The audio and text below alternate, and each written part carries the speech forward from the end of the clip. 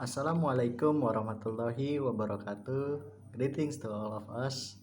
Let's give thanks and praise for the blessings given for us by Allah Subhanahu wa taala.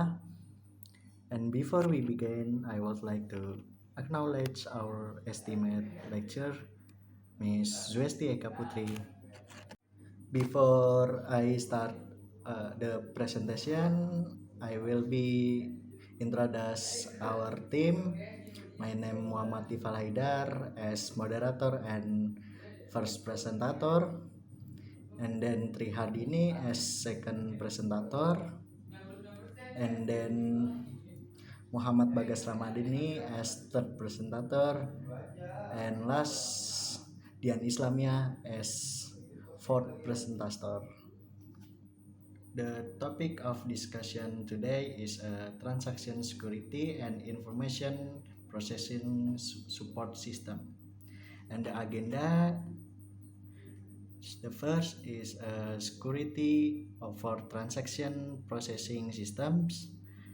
Second is security on computer resource. Third, security on computer facilities. Fourth, security control in computer networks. And last, possible disaster and recovery plans. Okay, I will be presenting about security for transaction processing systems. First, every firm must define, identify, and isolate frequently occurring hazards that threat its hardware, software, data, and human resource. Second, security reasons provide day-to-day protection of computer facilities and other physical facilities, maintain the integrity and privacy of data files, and avoid serious damage or loss. Third, security measures include those that protect physical non-computer resource, computer hardware, facilities, and data or information. Okay, next materi is security on non-computer resource.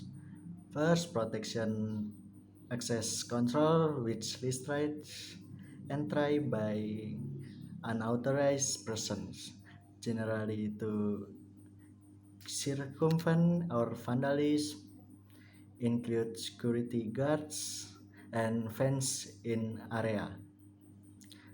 And second is protection from disaster, providing equipment to prevent fires and other protection adapting to any detrimental disaster. Next, preventive maintenance can protect against breakdowns and business interruption.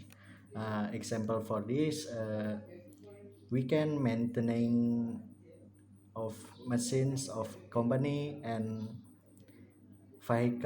company vehicle, and then maintaining corporate wide security program can accomplish control objectives in an efficient and effective manner. Okay, the last of this material is protection of non-computer physical resource. Example for this is cash, inventory, securities, company assets, or equipment. We can store it in filing cabinets and also safes. And next material will be presenting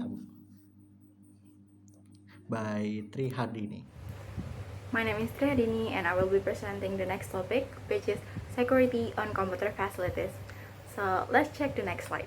So the definition and the goals of computer security is designed to protect computers and everything related to them, such as their buildings, workstation, and printers, cables, and disks or the other storage media. Computer security is not only designed to protect against outside intruders getting into the system, but also dangers arising from within, such as sharing passwords with friends, failing or not doing backup of data, spilling coffee on the keyboard, and so on. There are several things that need to be considered in maintaining security in computer facilities. The first one is physical security. The goals of physical security is to be protected and not to be used by an unauthorized person, to protect against natural disaster, and to protect against human violence. The example of physical security that can be done are computer forms that can be seen and touched, such as monitors and keyboard. Place the computer system in a location or place that can be easily supervised and controlled. Place in a certain room that can be locked and also difficult to reach by others so that no components will be lost. In addition, by maintaining cleanliness in the room, avoid hot, dusty, dirty, and humid rooms. The room must be kept cool, if necessary with air conditioning, but not humid. The next one is access security. Access security is to build protection from undetected access and protection from unauthorized access. Access security can be done for a PC that use an operating system, logging or locking a network operating system. The goal is to anticipate events that occur intentionally or unintentionally. In a computer network, computer security is the responsibility of the administrator who can control and command all access to the computer system properly. The next one is data security. Data security is to build protection from unauthorized access to data and information, and protection from undetected access to data and information. Data security can be done by implementing a level system or access hierarchy where someone can only access certain data that is their right. For data that is very sensitive, password can be used. The next is network security. Network security can be done by using cryptography, where sensitive data is encrypted before being transmitted over the network. That's it for me, and the next topic will be presenting by Bagas. Thank you. Okay, I will be presenting my material. My material is security control in computer networks. What is a network security system? A network security system is a system that is responsible for preventing and identifying anything illegal or suspicious on a user's computer network. With a network security system, all negative action by intruders who want to access computer via the network system can be stopped or prevented. Okay, next slide. Types of network security threats. Following are 4 types of network security threats that are often encountered in cybersecurity. Number 1 is interception. The first threat is a threat to network security that occurs when a party manages to access information and data on a computer without the legal right and auditory to access it. Number 2 is interruption. The second threat is interruption, which is a type of threat that occurs when an attacker or intruder has access to a system but not in its entirety, and the administrator or user can still log in or enter the system. Number 3 is fabrication. The third threat is fabrication. Fabrication is a network security system problem that occurs when an attacker or intruder succeeds in inserting a fake or deceptive object in the target system. Number 4, the final network security threat is modification, which is a threat that occurs when an attacker or intruders manage to damage the network system and make changes to the entire network system. This type of threat is considered the most fatal network security threats. The next slide is types of network security can you implement? What types of network security can you implement? Network security consists of various types that can be easily implemented on your computer. Each type has its own function in maintaining computer network security. The following are various types of network security that are often used by companies. Number one is firewalls. Uh, a firewall is a security system to block foreign network or threats from entering your computer. This security system is most often found in personal computer or PC or laptop device.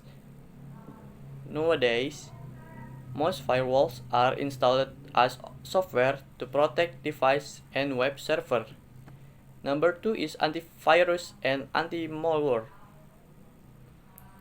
Antivirus and anti-malware software are actually the same. The reason is malware is an abbreviation of malicious software which includes virus, worms, ransomware, spyware, and trojans. This software is useful for blocking the entry of malware and ensuring that all files are safe from this attack took the scan filter. Number three is email security. Uh, email security ha- uh, Email security has also become a target for hackers to attack network system and spread cybercrime. Email security is useful in fending off this attack and controlling the message to send so that sensitive data is not lost. Anti-spam also an important feature in email security so that users are not distributed. Number four is access control. Access control function to limit the number of users who can access your computer network. In addition to recognizing user and device use, you can also implement security policies so that your suspicious endpoint connects can be blocked by the system. Number five, application security. The security system is beneficial for companies. Launching, application. The application created are very vulnerable to attack, so they are easier to infiltrate. Application developments must implement application security is a measure to prevent these attacks. Consumer will feel safe when making transaction if the application has a security system. Number six, cloud security. Important data, IP address, service, and company application in cloud computing need to be kept safe. Cloud security is useful for preventing attack from entering the cloud computing system so that employees in the company feel safe when accessing it. Number seven is website security. This type of network security works by protecting the web gateway on a website or cloud. The system needs to be installed on a computer network so that no computer user access dangerous website. Companies that own website must also use this security system so that their website are not attacked by web-based threats. Number 8, data loss prevention. The security system is really needed by companies to prevent the spread of sensitive data to the external environment. Data loss prevention or DLP can prevent uploading, downloading forwarding, or printing in a process is deemed unsafe. Number 9 is VPN, Virtual Private Network. Atau yang disebut dengan VPN is a security system designed to protect personal data while browsing the internet. The way VPN works is to encrypt the connection from the endpoint to the network via the internet. Remote access VPN has an IPsec or secure socket layer or SSL feature to authenticate communication between the network and the device used. Number 10. Network segmentation. As the name suggests, this security system divides the network into several segments. Each segment works as its own network owner. Network division is different based on IP address, role, location, and so on. Users get the right level of access according to their segmentation. As a result, network segmentation is able to recognize suspicious devices and prevent them from entering. The next slide, presentation by Dian Islamiyah. So, my name is Dian Islamiyah. I will present about possible disasters. A threat is a potential adverse event that could cause a disaster, and the possibility that the impact will occur is called the possibility of disasters. Their threat is the first thing there is natural and political disaster. For the example, fires, floods, landslides, war, terrorist attack, and second, software errors and equipment malfunctions. For the example, hardware and software failures, power outage, undetected data, transmission error, and the third threat, unintentional actions. For the example, accidents, negligence, inadequately trained personnel resulting in incorrect data placement, logical error. So the last threat, intentional actions. For the example, sabotage, corruption, computer fraud. So I will present about recovery plans. For the goal is minimize the risk of system shutdown. The control are preventive maintenance, training, patch management, and antivirus software. So preventive maintenance is clean disk drive and store magnetic and optical. Training will make fewer mistakes, and patch management and antivirus software. Patch management protects against computer crime. So the next goal is rapid and complete recovery and continuation of normal operation. The control are procedure backup, disaster recovery plan or DRP, and business continue plan or BCP. Procedure backup is an effort to protect data. DRP focus on post-disaster recovery by backing up determined recovery location. BCP is a comprehensive plan to maintain business continuity, including critical function and data center backup.